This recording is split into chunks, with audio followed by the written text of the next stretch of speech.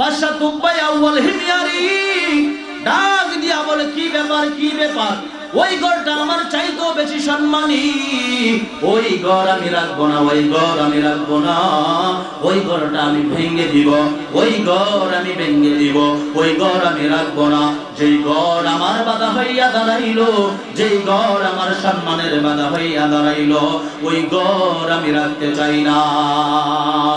আলেমের দল ডাক দিয়া বলে, বাদশা যাইও না, যাইও না, তুমি এত বড় মস্ত বড় ভুল করতে চাইও না, ওটা আল্লাহর ঘর, আল্লাহর ঘরের সঙ্গে পাঙ্গা নিও না, আল্লাহর ঘরের সঙ্গে বেয়াদবি করিও না। যদি আল্লাহর ঘরের সঙ্গে তুমি বেয়াদবি করো, আল্লাহ কিন্তু তোমারে ছাড়বে না, কারণ এটা দুনিয়ার কোনো মানুষের ঘর নয়, দুনিয়ার কোনো মানুষের ঘর নয় গো, যেন তুমি তার সঙ্গে বেয়াদবি করবা। যদি ওই ঘরের উপরে তুমি কোনো